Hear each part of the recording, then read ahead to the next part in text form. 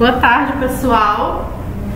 Está começando aqui a primeira aula de desenho técnico com a turma de técnico em edificações do sábado, com a professora Marina. E hoje nós vamos ver um pouco das diretrizes básicas do desenho. Hoje vai ser uma introdução. Já foi passado a apostila para a Xerox. Todos estão cientes de que a apostila está na Xerox. Algumas apostilas já estão prontas. Então, até na próxima aula, acredito que todo mundo vai ter a apostila. Já foi passada uma lista de material que nós vamos utilizar na matéria de desenho técnico. Todas as atividades têm a opção de serem entregues pessoalmente ou no sistema. Então, todas as atividades vocês vão poder estar entregando ou por postagem no sistema ou entregue pessoalmente à professora, ok? Hoje nós vamos ver um pouquinho sobre as principais coisas que a gente precisa saber ao trabalhar com desenho técnico, principalmente em relação a normas. Desenho técnico é uma matéria que tem muitas normas a serem estudadas, porque cada coisa que você vai fazer, o traço que você vai fazer é uma norma, o tipo de grafite, de lápis que você vai utilizar é outra norma, a cor que você vai utilizar para fazer alguma achura é outra norma, o emprego das legendas, o emprego das escalas, as folhas, o dobramento, o tamanho, tudo isso está descrito nas normas que nós técnicos temos que conhecer. Eu quero começar com vocês a parte de desenho em canteiros de obras. Por que eu quero começar com vocês isso? Porque quando vocês estão em uma obra, mesmo que como estagiários, vocês podem estar trabalhando layout de canteiros de obras. Então, muita gente que está estagiando, que vai estagiar, ao técnico responsável, se o técnico responsável pedir um layout de canteiro de obras, vocês são capacitados para fazer esse layout com a matéria de desenho técnico. Por isso que a gente vai começar por esse assunto. Primeiro, antes de a gente falar do layout do canteiro, nós vamos ver as normas que nós vamos consultar para estar fazendo esse tipo de desenho. Todo mundo está conseguindo ver direitinho? Tá. Na elaboração dos desenhos tratados nessa apostila, devem ser consultadas as seguintes normas publicadas pela Associação Brasileira de Normas Técnicas, a ABNT. Então, vocês vão anotar no caderno essas principais normas que nós vamos utilizar. Por quê? Porque vocês vão ter que ter ela no caderno. E toda vez que a gente for trabalhar com ela, vocês vão consultar o que está escrito na norma. Para quê? Para que vocês não digam que não estão inventando nada. Tudo que a gente for estudar aqui, como somos técnicos, vão ser embasadas nas normas técnicas. A primeira NBR fala da representação dos projetos de arquitetura, tudo relacionado ao que o técnico pode fazer. Aliás, quando você fala na norma referente ao técnico que está lá no CREA, fala de tudo que o técnico tem que fazer em um projeto arquitetônico. Só que essa NBR ela não fala só do técnico, ela fala de uma maneira geral. Então, tudo que deve ser representado e como deve ser representado nos projetos de arquitetura. A NBR 8.196/99 fala dos empregos das escalas. E aqui nas escalas, a gente vai ter 3 tipos de escalas. Nós vamos ter a escala real ou natural. Nós vamos ter a escala de redução. E nós também temos a escala de ampliação.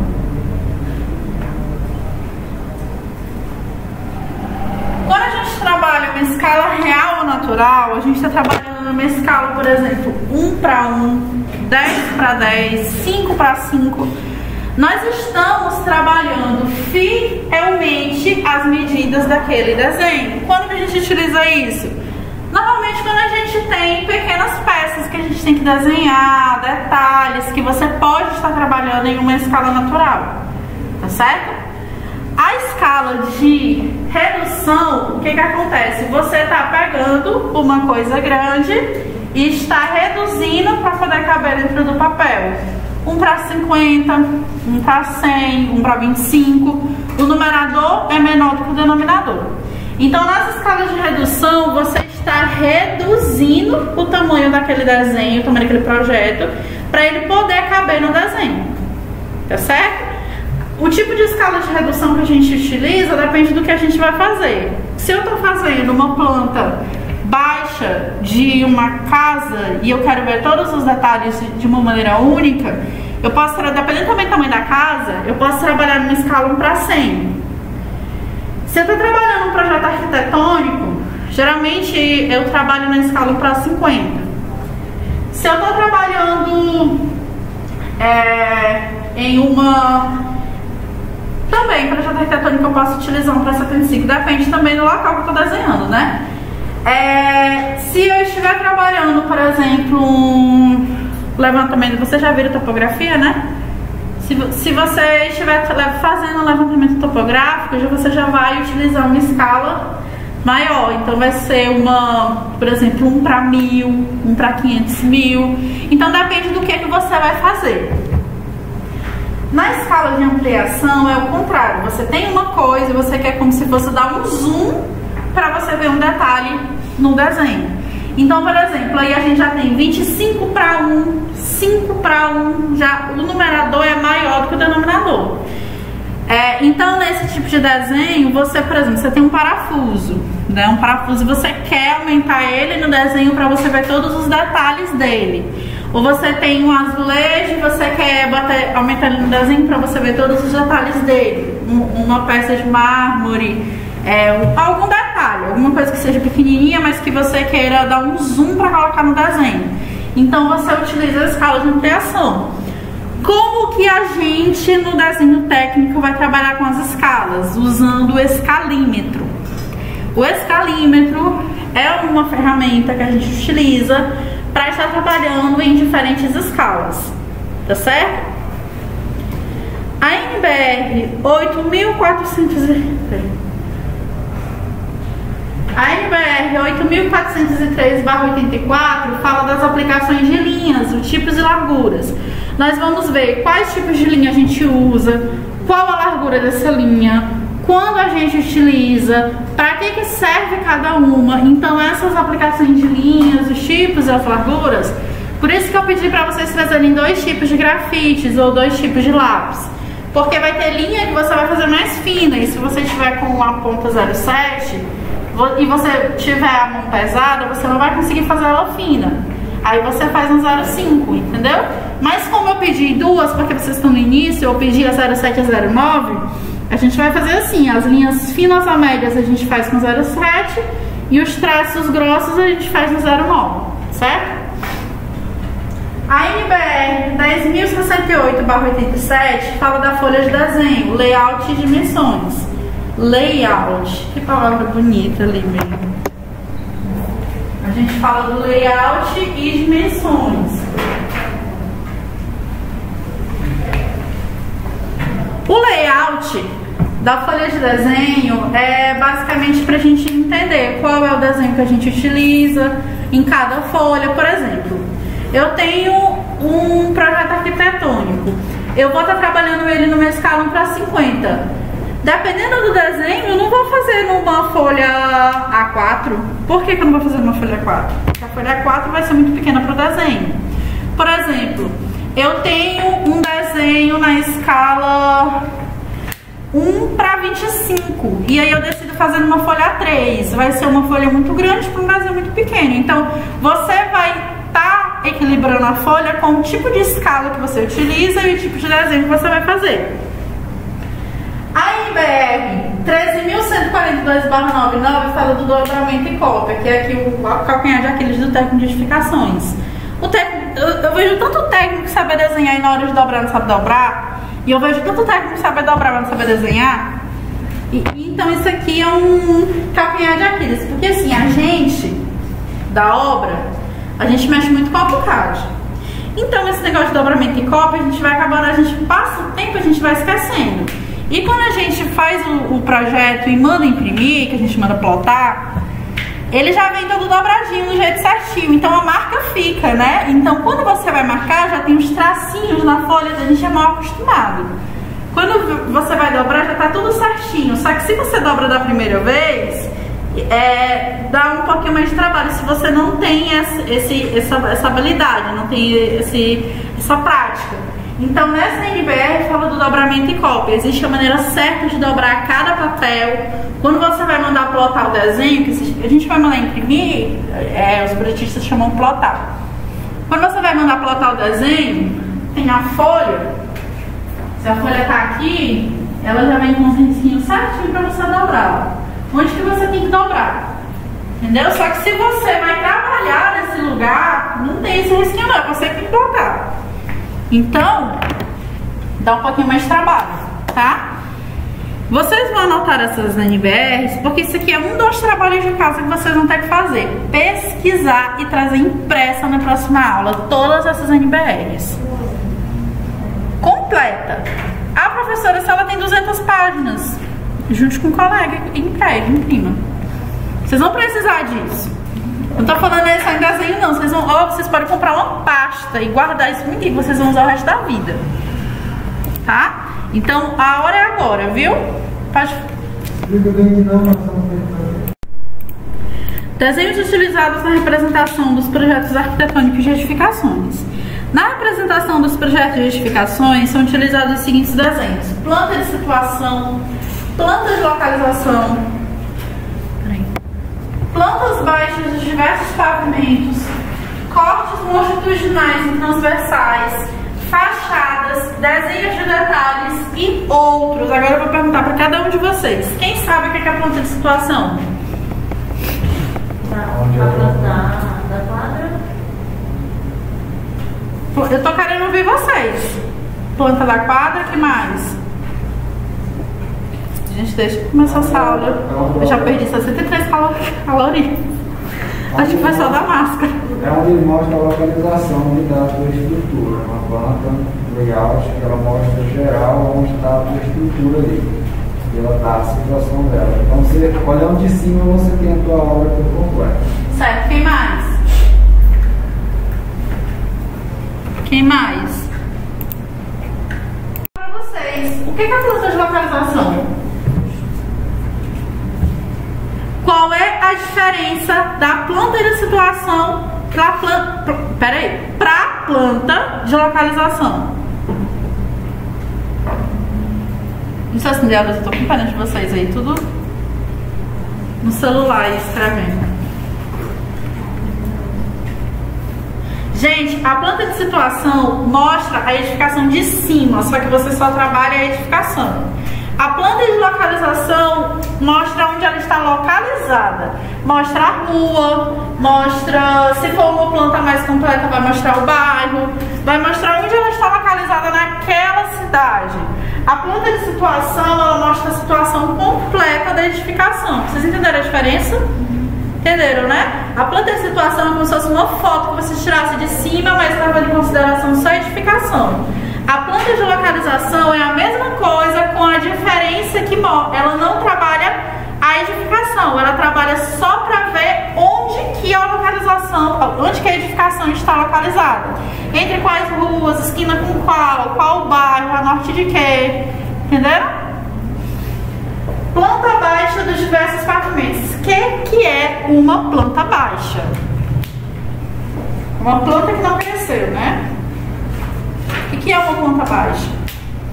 Então, ele é só a estrutura da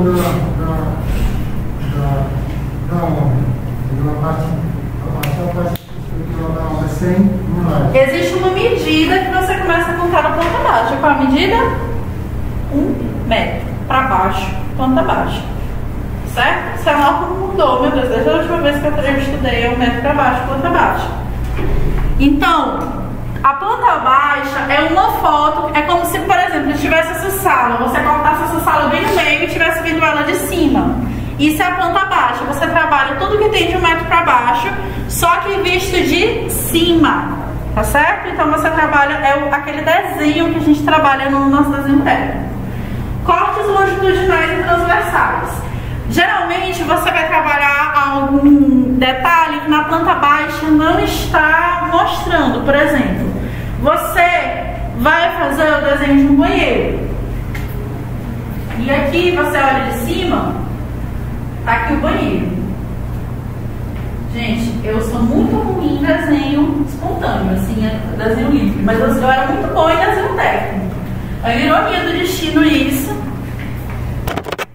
Então, quando for fazer um desenho livre, provavelmente vai ser feio, entendeu? Mas desenho técnico eu já faço mais bonito. Então, por exemplo, se você olhar o banheiro de cima, o que você vai ver no banheiro? Você vai ver, por exemplo, você vai ver a porta. Você vai ver a porta aqui, você vai ver, sei lá, uma pia, esse banheiro é muito grande. Pia, um vaso, um vaso. Eu não desenho muito bem. Então você vai ver o vaso, por exemplo, vai ver o chuveiro, né? Vai ver o ralo, vai ver a pia.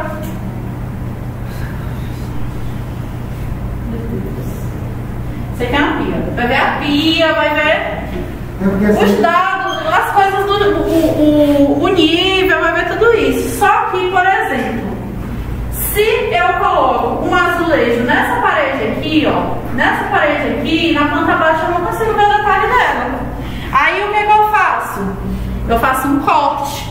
E aí eu vou trabalhar nessa parede, só que como se estivesse vendo ela de frente. Então aí, quando eu vou trabalhar essa parede, aí o que eu vou ver nessa parede? Eu vou ver aqui o chuveiro, né? Eu vou ver aqui o vaso.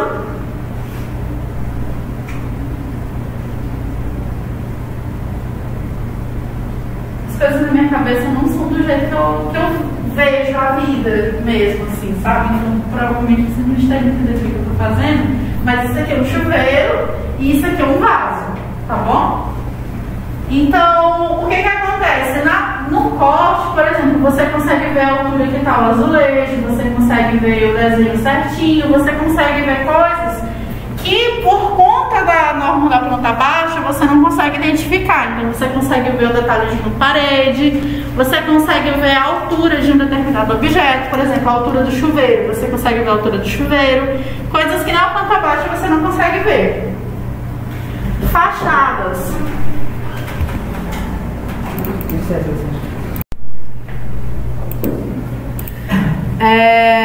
Fachadas. Gente, fachada, por exemplo, é a frente da casa, a frente do prédio, a parte de fora, tá certo? Todos os detalhes que tem na parte de fora da edificação a gente chama de fachada. Desenhos de detalhes e outros. Nos itens a seguir, cada um desses desenhos está comentado individualmente. A apostila de vocês está completa. Um básico que vocês têm que saber, né? Não é tão complexo também não. Ó, planta de situação são representados todos os elementos necessários para situar o terreno onde a edificação será construída na região que cerca. Então, por exemplo, aqui a gente tem uma planta de situação, tá dizendo aonde que a obra está situada. A planta de localização, não acredito que eu não coloquei. Me parece. Ó, a planta de localização ou planta de locação está dizendo sistemas de coordenadas relativas ao terreno, indicação do norte, indicação das vias de acesso, perímetro do terreno, etc. Plantas baixas de diversos pavimentos é como eu estava falando para vocês, é como se você cortasse essa sala no meio e visse ela de cima, tá? Então a planta baixa você vê somente ela de cima, tá certo? Então aqui, ó, plantas baixas são cortes feitos em cada pavimento através dos planos horizontais imaginários situados em uma altura entre a verga da porta e o peitoril da janela. Deixa eu ver o que mais. Isso aqui a gente vai ver tudo, que são os traços de reboco, o traço da alvenaria. Isso aqui não é coisa da sala, por isso que aqui são os cortes. Eu tô passando bem por cima, sabe? Aqui são os cortes longitudinais e transversais. O que segundo a NBR, o que os cortes devem conter? Os eixos do projeto, tá? Por exemplo, se você está trabalhando do eixo A ao eixo A, o corte vai ser AA. Se você está trabalhando do eixo A ao eixo B, o corte vai ser AB. Sistema estrutural, tem que mostrar a estrutura, né? Se você está fazendo um corte, você tem que mostrar a estrutura. Você não pode simplesmente esquecer que existe um pilar ali, existe uma viga ali, tem que estar colocado no corte. Indicação das cotas verticais, que são as cotas que estão em pé. Indicação de cotas do nível acabado e em osso. Alguém sabe me dizer o que é isso? Nível acabado e nível em osso? Cadê o pessoal da obra? Nível acabado, cadê o pedreiro? Você sabe. Nível acabado e nível em osso. Como é seu nome mesmo? O Emerson. Como? O Emerson. O Emerson. Isso. Aqui a gente tem as escalas usualmente empregadas, segundo as plantas. Pontas de situação, geralmente as escalas 1 para 200, 1 para 500, 1 para 1000, 1 para 2000. Plantas de localização, escala 1 para 200, 1 para 250, 1 para 500.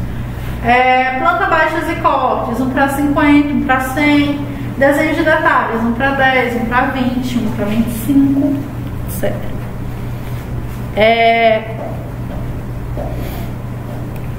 Voltando aqui.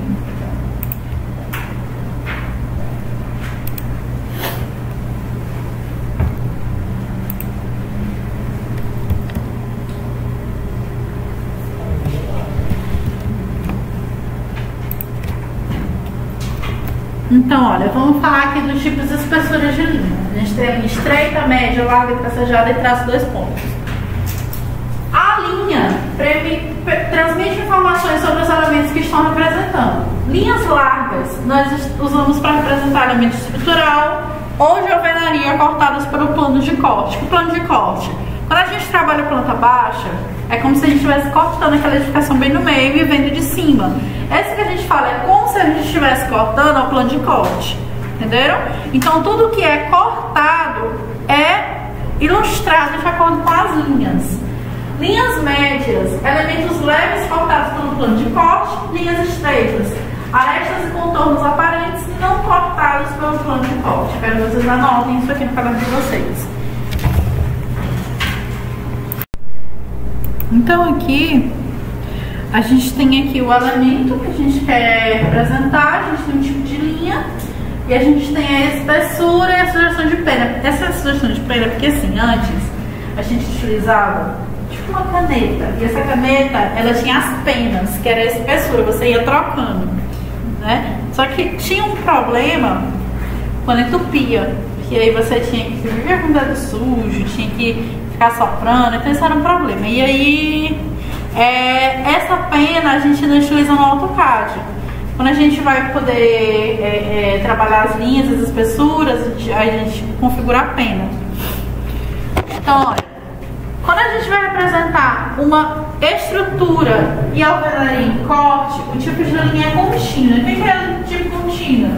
Que ela não tem intervalos, certo? Então é uma linha contínua. Que espessura? Geralmente a gente trabalha larga, ou seja, quando a gente for utilizar grafite, aqui a gente vai utilizar grafite 09 ou um lápis, tá? Quem não quiser a grafite 09 pode comprar um lápis normal, viu? Lápis normal, lápis macio, que aí dá para trabalhar tranquilamente. Esse tipo de espessura dessa linha, ela serve justamente para a gente entender qual é a alvenaria daquele local, né? Ou qual é a estrutura daquela edificação. Onde que está começando, onde que está terminando. Elementos não estruturais em corte. É um tipo de linha contínua e a espessura é média. Aqui, por exemplo, a grafite que a gente vai usar, a gente utiliza 0,7 para trabalhar esse tipo de linha. Como assim? Eu vou trabalhar uma peça de um banheiro e ele vai estar em corte. Um vaso, por exemplo, ele vai estar em corte, mas ele não faz parte da estrutura. Então eu não vou trabalhar ele com a linha grossa. Eu posso estar trabalhando com a linha média, eu posso estar desenhando ele. Ou seja, não é esquadrias, não é estrutura, eu vou estar trabalhando com a linha média, a linha normal. Elementos em vista, linha contínua também, tá certo? Então, por exemplo, eu tenho aqui esse pincel. Isso que vocês estão vendo é uma vista desse pincel, entendeu? Se eu mudar a posição do pincel, vocês veem outra vista e eu estou vendo em outra vista também, tá? Então, a vista que a gente fala é o ângulo que você está olhando para o desenho. Se você olha de cima é outra vista, tá? São os diedros que a gente trabalha. Então, os elementos em vista, né, que são tem a vista frontal, lateral, superior, esses tipos de elementos em vista a gente trabalha com a linha contínua estreita. Aí a linha contínua estreita a gente pode usar uma grafite 0,5. Se você quiser comprar as 3 grafites, né, fica ótimo. Tem gente que utiliza a grafite 0,3 para fazer pequenos desenhos, pequenos detalhes também. Você pode também estar. A gente não vai usar porque a gente vai trabalhar o básico, até porque nem dá tempo, né, da gente trabalhar tudo. Mas se você quiser comprar as 3 grafites é ideal, é ótimo, viu? Mas se não, dá pra gente trabalhar entre a 0,7 e a 0,5 tranquila. É só a gente deixar a mão um pouco mais leve quando a gente for trabalhar a linha estreita. Arestas invisíveis, linha tracejada. Então, quando a gente trabalha arestas invisíveis, o que são arestas invisíveis? São aqueles detalhes que você não consegue ver na planta baixa, mas eles estão ali. Então você, por exemplo, você vai desenhar uma peça.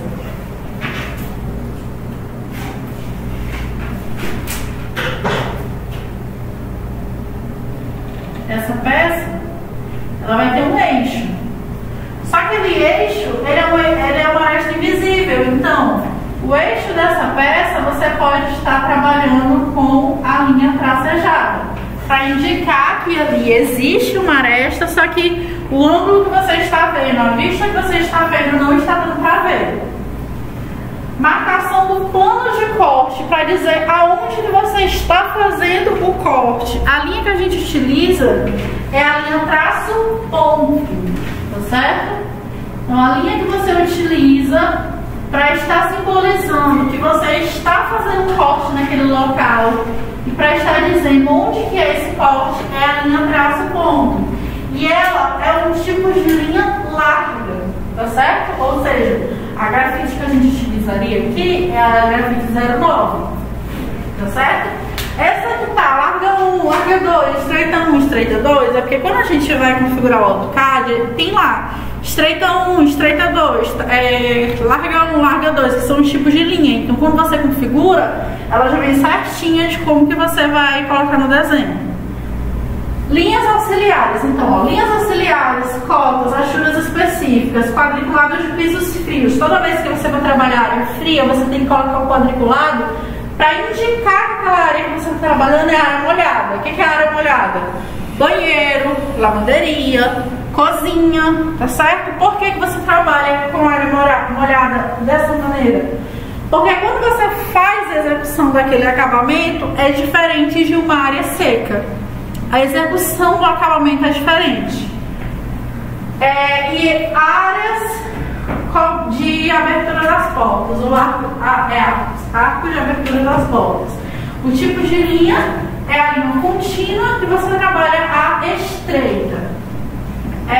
O que a gente também pode estar levando em consideração? Quando a gente fala da larga 2, ela é um pouco mais grossa do que a larga 1. A gente consegue ver isso pelo milímetro dela. Quando a gente trabalha a estreita 2, ela é um pouco mais fina do que a estreita normal. É por isso que quando a gente vai colocar, a gente vai fazer a mão mesmo, o piso da área molhada, a gente não pode colocar tanta força, porque se a gente colocar muita força nela, ela vai acabar se confundindo com os outros elementos do banheiro. Elementos além do plano de corte, tracejado usual ou traço 2 pontos normal, geralmente com linha estreita, e algarismos das cotas, são os números das cotas. É a linha estreita contínua, certo? Isso aqui está na postura de vocês. Cotas. Gente, as cotas, aí começando uma cortada boa aqui. As cotas são as medidas de um objeto imprescindível para o projetista indicar a verdadeira grandeza.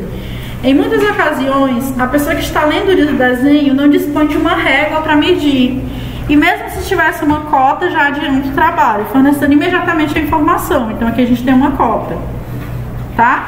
Aqui a gente tem a linha de cota, aqui é a linha que vai dizendo a delimitação da cota. A gente tem a cota é um número, e a gente tem as linhas auxiliares. O que acontece? Essa linha de cota, isso aqui vai de acordo com você. Você pode colocar essas setinhas ou você pode colocar assim, ó. A gente utiliza mais assim. Entendeu? Mas se você quiser colocar a setinha, você também pode colocar, tá? Isso aqui vai de gosto. Se você quiser usar assim, não tem problema. Se você quiser, eu uso assim. Mas se você quiser, você que escolhe, tá bom? Só que tem algumas regras para cota. Por exemplo, não pode ter cota de cabeça para baixo. Quando você pega o projeto, isso é uma coisa que você só vai aprender fazendo, tá bom? Então, por mais que eu fale aqui, sempre quando você for fazer o desenho, até a gente que tem mais experiência em ficar fazendo o desenho, a gente se confunde com isso às vezes, que a gente faz e não percebe. A gente vai fazer o desenho e a gente está colocando aqui todas as cotas sempre no mesmo sentido. E acaba que a gente vai colocar um detalhe e a gente acaba colocando a cota de cabeça para baixo. Só que você só percebe quando você lê o projeto. Entendeu? Então isso é uma coisa que é ruim você estar aqui com o projeto e ter que ficar virando ele para você ler a cota. Então geralmente elas são sempre no mesmo sentido. Horizontal sempre no mesmo sentido e vertical sempre também no mesmo sentido. Para você, por exemplo, a cota está desse lado, aí a outra já está desse. Você tem que olhar desse assim e a desse assim. Você não pode ficar girando o projeto. Quando você olha o projeto de frente, você já tem que entender as cotas dele, tá bom? Mas isso é uma coisa que a gente aprende fazendo, com a prática. Cotagens e referências de nível. Aqui a gente tem, né, ó, embaixo o jeito que eu uso a linha de cota. Aí aqui, gente, eu não tô entendendo porque que esse deixa eu tá cortando assim. Deixa eu dar um ESC aqui.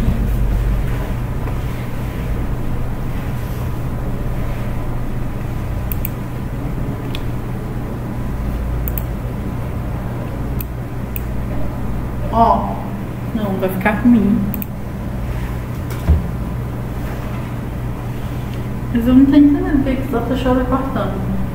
Então aqui, ó, se você olha para esse projeto, você consegue ler ele normalmente nesse nome e aqui. Para você ler esse, você tem que virar o projeto. Para você ler esse, você tem que virar o projeto, tá? Então tem a posição da cota. O que é isso aqui do lado de fora da folha? É a margem.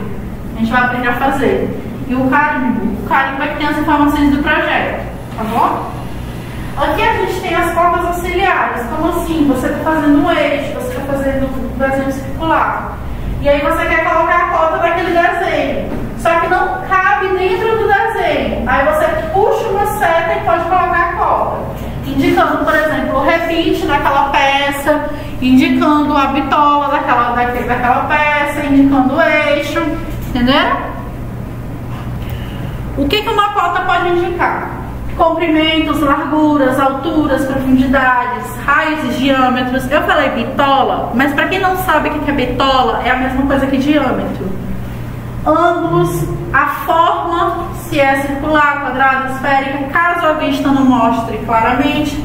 E a quantidade, por exemplo, o número de furos. Eu tenho um elemento vazado, mas a vista não dá para identificar qual a quantidade de número de furos desse elemento vazado. A cota te ajuda a identificar. Hábitos a serem evitados. Deixa eu só ver se está gravando aqui. Tá. Hábitos a serem evitados. Não repetir cotas. Tá certo? Então sempre procure. Eu vou ser muito chata com vocês nos projetos que vocês forem fazer com isso, porque é um hábito que vocês vão ter que levar. Não repetir cotas. Se você já contou aquele elemento, não corte de novo. Só se o projeto realmente precisar. Entendeu? Não usar qualquer linha do desenho como linha de cota, porque corre um risco muito grande de você confundir a linha de cota com outro elemento do desenho. Evitar que uma linha de cota uma linha de cota corte, uma linha auxiliar. Ou seja, quando você for colocar a cota, geralmente você coloca um pouco mais afastado do desenho, para evitar que a linha de cota atravesse uma linha auxiliar e aí você não entenda onde é a cota e onde é a linha auxiliar. Não esperar de quem for ler o desenho que faça somas e subtrações. Você tem que cotar todas as medidas e as dimensões totais.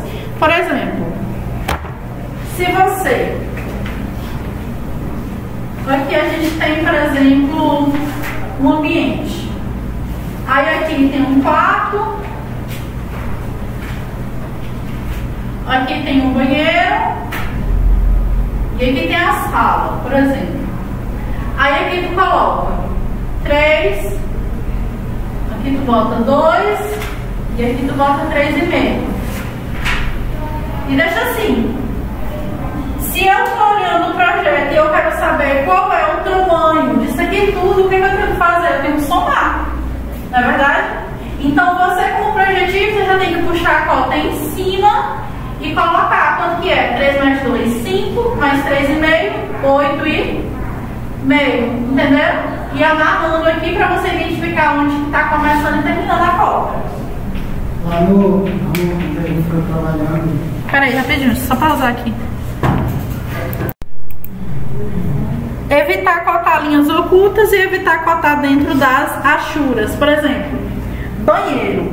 Banheiro é uma coisa bem complicada, porque quando você coloca aqui o banheiro, o que acontece? Você tem que fazer isso aqui, ó. É banheiro, né? Você tem que fazer, ó.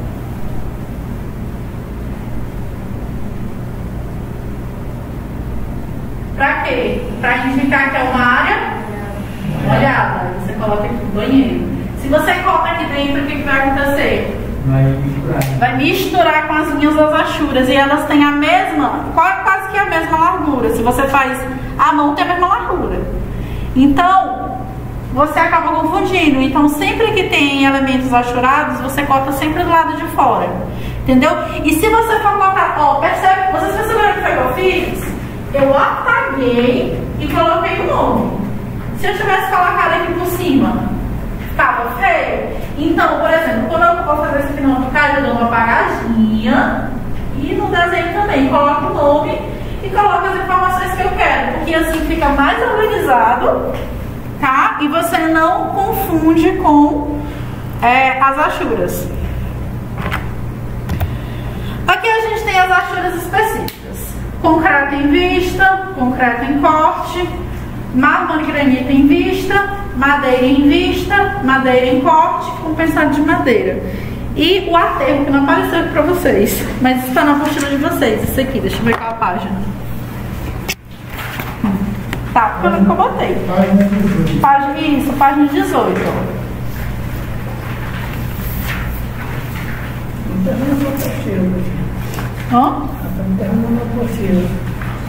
É porque tá bem espalhado o assunto. Eu tô pegando coisa aqui, por exemplo, na final da apostila, eu volto pro início, tá bem espalhado. Aí aqui tem mais, né? Aço em corte, isolamento térmico, alvenaria em corte, argamassa, talude em vista, enchimento de piso, aterro, borracha, vinil, neoprene, mastica, etc. Mármore, granito em corte. O que é talude?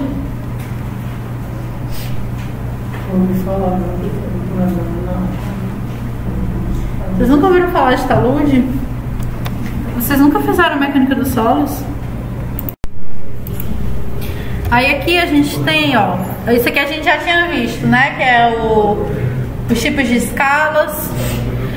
Aqui a gente tem o escalímetro, tá? Aqui a gente tem o escalímetro. Ele é em formato de triângulo, né? E aí a gente tem as escalas que a gente mais utiliza, que é 1 para 20, 1 para 25, 1 para 50, 1 para 75, 1 para 100 e 1 para 125, tá? Cada unidade marcada na escala do escalímetro corresponde a 1 metro. Isso significa que aquela dada medida corresponde ao tamanho de 1 metro na escala datada. Tá? Por exemplo, a escala gráfica correspondente a 1 para 50 é representada por segmentos iguais de 2 centímetros, pois 1 metro dividido para 50 vai ser igual a 0,2, que é 2 centímetros, tá? Então, o que eu tô falando pra vocês? Porque quando vocês pegarem um escalímetro, vocês vão ver que a distância de um pro outro não é a mesma, vai depender da escala. Pode. A mais usada é a central que chama, né? 1 para 100. 1 para 100 e 1 para 50 são os que a gente mais utiliza. Tá? E aqui as folhas. Folhas para representação de desenho de arquitetura. Dimensões. As normas EDGO, editadas pela ABNT, adotam uma sequência de A de folhas. Como assim? A0, A1, A2, A3, A4, entenderam? Partindo da folha 0, com a área de aproximadamente 1 metro quadrado. A folha 0 tem aproximadamente 1 metro quadrado, 1 por 1. Cada folha possui dimensão igual à metade da folha anterior. Então, por exemplo, A1 é a metade da A0, A2 é a metade da A1, A3 é a metade da A2 e A4 é a metade da A3. Então, aqui a gente tem um desenho, né, da A4 a A0. A que a gente vai trabalhar é a A4, certo? E aqui a gente tem o formato, a margem esquerda e as demais margens. Olha, por que eu tô falando isso? Antes da gente começar o desenho, a gente tem que colocar aquelas margens, tá? Então, se eu pego... Professor, mas qual é a margem esquerda e a margem direita? Se eu estou trabalhando o desenho horizontal, a margem esquerda vai ser essa e a margem direita vai ser essa, entenderam? Se eu estou trabalhando o desenho vertical, essa é a margem esquerda e essa é a margem direita, entenderam? Então depende da orientação que eu estou trabalhando no meu projeto, se a orientação é horizontal ou se a orientação é vertical, tá? Então olha só, todos os formatos, a margem esquerda é 25 milímetros. Todos os formatos, a margem esquerda é 25 milímetros. Isso a gente mede na régua normal, tá bom? Na régua normal, a gente vai pegar a régua e primeira coisa a gente vai medir as margens, aí depois que a gente começa o desenho na parte de dentro. E as demais margens, se tiver na A0 e A1, as outras margens são 7 milímetros. A gente mede 7 de cada lado, puxa e faz a margem. Se estiver na A2, A3 e A4, eu falei 10 ou eu falei 7, meu Deus? 7, 10. Tá doida, eu tô ficando doida. Gente, pessoal da aula gravada, me desculpa, é porque eu pensei uma coisa e falei outra. É porque é até 5 horas. Olha, então, quando a gente trabalhar a 0 e A1, as demais margens são 10 milímetros. E quando a gente trabalha a A2, A3 e A4, as demais margens são 7 milímetros, tá? A margem esquerda é sempre maior que as demais, pois é nessa margem que as folhas são furadas para colocar na pasta do arquivos, tá bom? Aí aqui a gente tem a configuração da folha.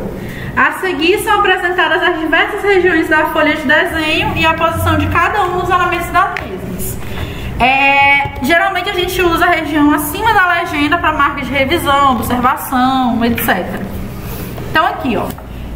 Aqui a gente tem, né? A gente pode anotar qualquer um dos dois. Isso aqui é trabalhando o desenho na horizontal, tá bom? Então aqui eu tenho a margem esquerda e aqui eu tenho as demais margens. Então, se eu trabalho, você escolhe um layout para você usar. Você trabalha esse espaço para o texto ou você trabalha o espaço lateral para o texto? Que espaço para o texto? Todos os carimbos, revisões, observações, comentários, tudo que você for fazer de observação de texto, ele tem que ter um local específico para você não misturar junto com o desenho. O que tem que ter na legenda? A legenda a gente chama de carimbo. O carimbo que tem que ter aqui é o que? É o nome do projeto, o nome do executante, a escala utilizada, esse tipo de coisa. Entendeu? Posição na leitura. Como regra geral na representação e leitura dos desenhos, deve-se observar que os mesmos possam ser lidos na base da folha de desenho ou de sua direita. As posições inversas a essas são consideradas de cabeça para baixo. Como assim? Aqui tá, né, um desenho. Aqui tá o desenho, aqui tá o carimbo com a legenda. A gente tem a posição correta, posição errada que tá de cabeça para baixo e posição errada que tá de cabeça para baixo. Entenderam? Então, tudo que a gente for desenhar, a gente tem que lembrar dessas duas posições. Que essas duas que são as corretas. Então, quando a gente lê, a gente tem que lembrar o seguinte, que eu tenho duas posições corretas, abaixo e à direita. Tudo que não está nisso, nessa orientação, é porque é considerado uma posição errada. Por quê? Porque a gente começa, a nossa leitura, ela é dessa maneira. Quando a gente olha, a gente sempre olha para o que está à frente. Então, tudo que está de cabeça para baixo é considerado cota errada. Selo legenda. A legenda de um desenho técnico deve conter no mínimo as seguintes informações. Vocês vão anotar isso aí. Isso aqui não está na apostila. Vamos continuar aqui. Sobre essas legendas que a gente estava falando. A legenda de um desenho técnico deve conter o quê? Designação e emblema da empresa que está elaborando o projeto ou a obra. Então, eita converseira, ó o corona. Então a designação tem que dizer qual é a empresa que está elaborando o projeto, qual é a empresa que está desenvolvendo esse projeto. Nome do responsável técnico pelo conteúdo do desenho, com a sua identificação e assinatura, o local e a data que está sendo feito esse desenho, o nome ou conteúdo do projeto, por exemplo, planta baixa do quarto, planta baixa da sala, corte do banheiro, conteúdo da prancha, quais são os desenhos que estão presentes na prancha, escalas adotadas no desenho da unidade, número da prancha. Por exemplo, eu vou fazer uma planta baixa dessa sala, só que eu vou fazer, vou fazer um projeto, eu vou fazer uma planta baixa, eu vou fazer um corte, eu vou fazer uma vista, entendeu? Então são vários desenhos. Aí, por exemplo, eu coloco na planta baixa, eu faço 3 desenhos. Aí na planta baixa eu coloco 1 de 3. No corte eu coloco 1 de 2 para cada desenho que eu fizer. Como são 3 desenhos naquele projeto, aí o conjunto são esses 3, entenderam? Ou não? Entenderam, né? Junto com o número da prancha, usualmente se informa o total de pranchas do projeto. Por exemplo, 2 de 9. Prancha 2 no total de 9 pranchas. Usualmente, inicia-se a numeração pela prancha que contém a planta de situação e a de localização. Geralmente a gente começa a contar por ela. Essa seria a prancha 1 de X. X é o número total de desenhos que aquela prancha vai ter. As pranchas seguintes serão as que contêm as plantas baixas. Se houver mais de uma planta baixa, a numeração mais baixa corresponderá à prancha que contém as plantas do pavimento mais baixo. A gente começa, então, de cima para baixo, entenderam? Após as plantas baixas, são numeradas as plantas que contêm, as pranchas que contêm os cortes e, por último, as fachadas. Então, por exemplo, eu tenho uma casa que tem o térreo e o primeiro andar, né? Quando a gente vai começar a contar, a gente começa a contar pelo primeiro andar, depois vai para o térreo, entendeu? Na numeração das pranchas. Aí aqui a gente tem o layout do canteiro de obras, né? A instalação de um canteiro de obras. Vamos ver as informações. Informações que você deve ter para poder elaborar um layout de um canteiro de obras. Vocês estão vendo esse tracejado aí no meio? Vocês estão vendo isso aqui? Esse aqui é o local da obra.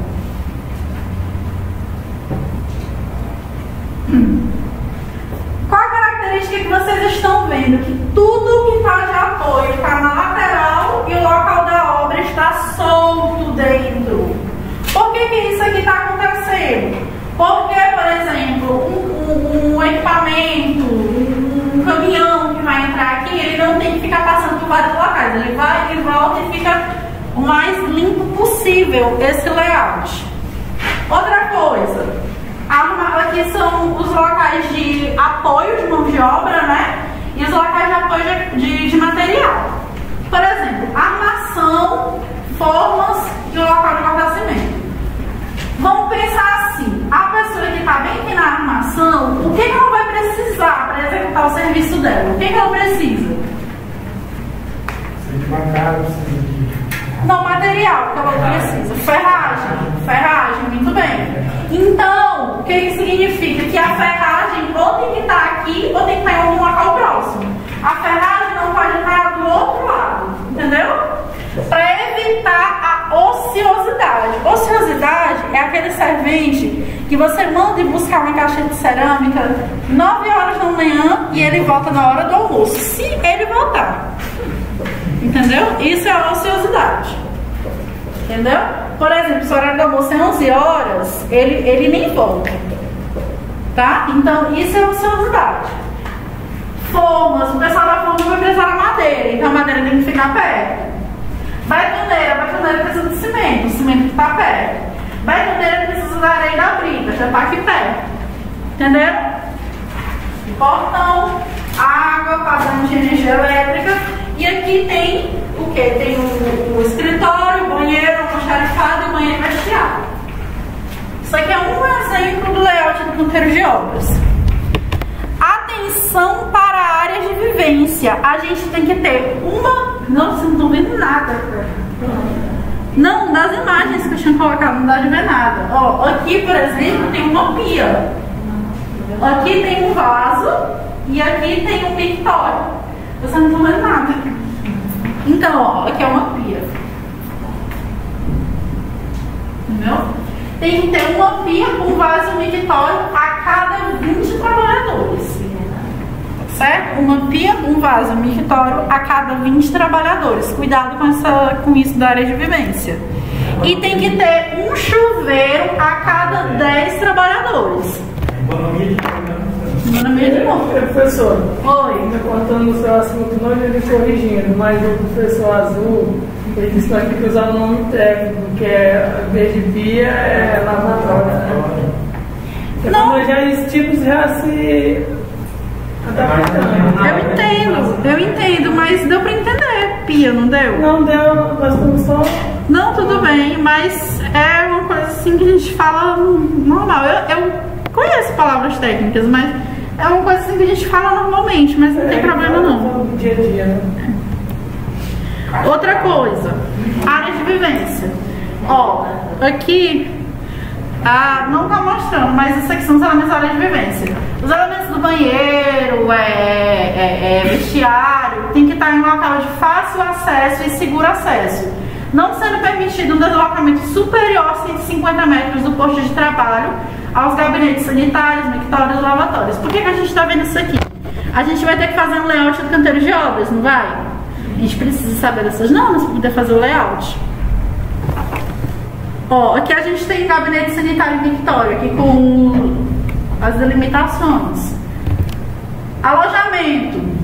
Alojamento tem que ter uma área mínima de 3 metros quadrados por módulo de cama-armário, quando ser necessário alojamento. Aí aqui a gente tem as fases do canteiro de obras. Por que a gente está falando das fases? Porque o layout que você desenha depende da fase. Por exemplo, se você está na fase inicial, você vai precisar de armador, você vai precisar de forma, você vai precisar de um local para fazer a amarração, não vai precisar disso? Porque você está trabalhando com fase inicial da obra, você está trabalhando com estrutura. Quando você trabalha na fase intermediária, geralmente você trabalha com levante. Então, por exemplo, o armador, a gente não precisa mais colocar ele no layout. As formas, a gente não precisa mais colocar no layout. O que tem que ter? Tem que ter o local da betoneira para fazer argamassa, tem que ter o local dos tijolos, entenderam? Então, o acabamento, que é a fase final, aí já é outro layout. Então, essas informações que você tem vai mudando de acordo com a fase da tua obra. Ó, por exemplo, a fase intermediária, a gente tem ainda tem um pouco de estrutura, alvenaria e instalações. A fase final, a gente tem o revestimento e acabamento da obra. Então, não tem sentido a gente fazer um layout. Por que eu tô falando isso? Porque você é técnico, você faz layout constantemente. Você sempre tem que estar alterando esse layout na obra. Então, não precisa, por exemplo, se eu tô trabalhando no layout na fase inicial, para que eu vou colocar um armazém de tintas? Não precisa, porque tinta é de qual fase? Entenderam? Se eu tô na fase final, por que eu ainda tô deixando no layout meu local de armação, de formas, de carpintaria? Entenderam? Então o layout que você vai fazer o projeto, o desenho que você vai fazer, vai mudando de acordo com a fase da obra. Aqui a gente tem outro layout. A gente tem aqui Aqui, ó, só que aqui a gente tem um pavimento acima, né? Então, por exemplo, aqui a gente está no segundo pavimento, né? No segundo tem a sala do engenheiro, montador, almoxarife e outro almoxarife. E embaixo tem, né, o local da obra, a cozinha, o refeitório, a área de lazer, que é de vivência, banheiro, vestiário, alojamento. Aqui tem o local de argamassa, aqui tem uma projeção da laje, né, sobre o subsolo. Aqui a gente tem a projeção da torre vizinha. Então isso aqui é outro exemplo de outro layout de canteiro de obras, sempre tudo organizado. Na aula que vem a gente vai fazer um layout de canteiro. Uma das coisas que a gente vai fazer é um layout de canteiro de obras, tá? Deixa eu fechar aqui.